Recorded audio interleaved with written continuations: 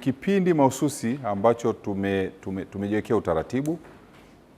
Upo kwenye kanuni zetu kwamba kabla ya mtu yoyote kujihusisha na shughuli za mfumo wa stakabadhi za ghala, lazima kwanza apate mafunzo, kwa maana ajengewe uelewa, lakini cha pili atafanyiwa tathmini ya mafunzo ambayo yametolewa kwa kufanya mtihani.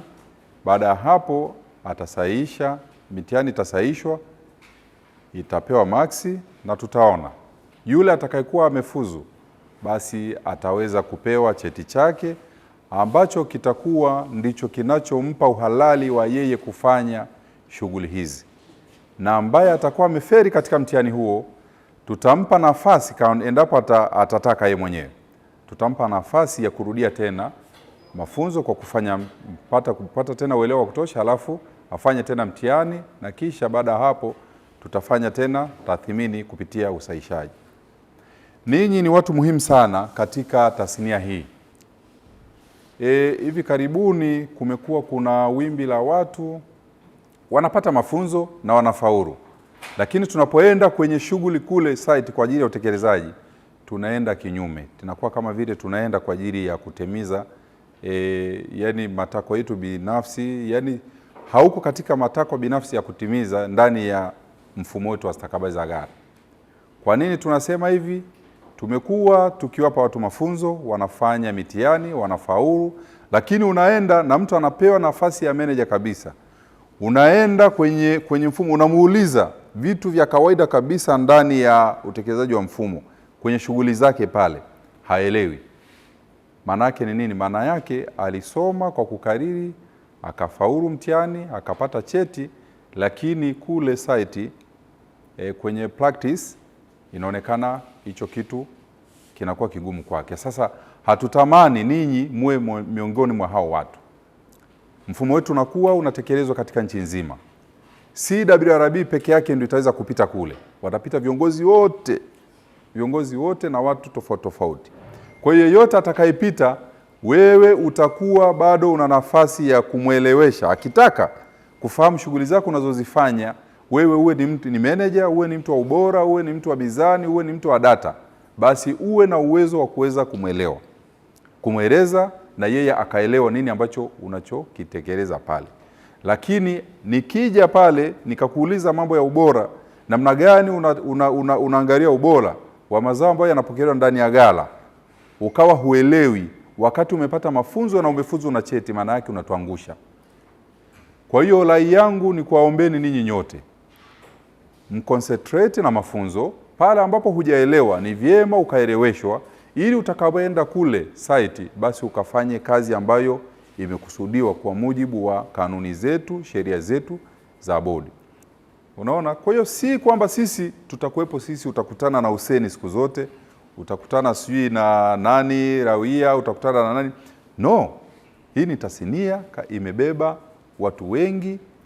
Ukisikia mfumo wa kurasimisha biashara, mfumo wa stakabadhi za ghala, mpaka Mheshimiwa Rais anapozungumza, manake ni mfumo mkubwa, sio kitu cha mtu mmoja. Kwa hiyo niombe sana tu concentrate na mafunzo haya, tuulize maswali pale ambapo panapotakiwa katika level zetu tofauti tofauti, ili tuwe na uelewa wa kutosha.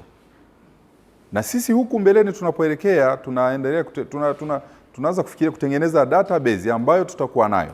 Wewe tukikupa mafunzo, performance yako, evaluation yako kwenye site kule tukiona sio nzuri, we are going to ban. Tukibani maana yake hatutokuentertain tena kufanya kazi hizi za shughuli ya ghala. Kwa sababu you can see graduates ni wengi, kila akimaliza na yeye anataka, this is an opportunity. Sasa kama wewe kweli unataka kufanya, basi fanya kazi yako kwa weledi.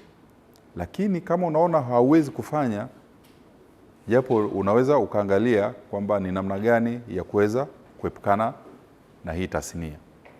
Hapa makampuni nikiangalia hapa ni zaidi ya makampuni mengi. Sasa hivi ni zaidi ya makampuni 50 tunayafanyia usaili.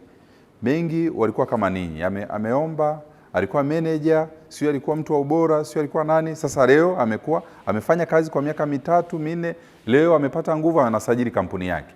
Anafanya.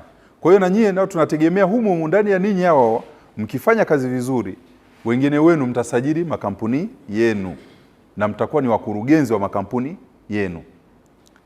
Kwa hiyo niombe sana tuconcentrate na mafunzo yetu, tupate skills ya kutosha, tuwasikilize wataalamu wetu. Una swali la kuuliza, uuliza, wapo kwa ajili ya ninyi. Make sure umeelewa kile ambacho unaenda kufanya, na kama hujaelewa una loophole ya kuuliza. Hao wapo kwa ajili ya ninyi. Ndani ya hizi siku 3 mpate dozi ya kutosha, mfanye mitihani yenu vizuri, itakuwa marked, utapewa result zenu. Na this time tutakuwa strict. Kama mtu hajafanya vizuri, hata akiferi, basi itamlazimu tena aingie another extra cost ya kulipa ili apate mafunzo mengine tena. Kwa sababu yale mafunzo ya muda mfupi ambayo unakuwa unapewa, umeferi, unapewa pale, inaonekana yawezekana hiyo dozi isikutoshe, na wewe ukienda kule yawezekana wewe ndio ukawa ni chanzo cha tatizo. Kwa hiyo ukiferi sasa hivi, we are going to reschedule it. Ukiferi sasa hivi, you will pay again for the 3 days. And then urudie, alafu ufanye mtihani, tuone kama utakuwa umefaulu.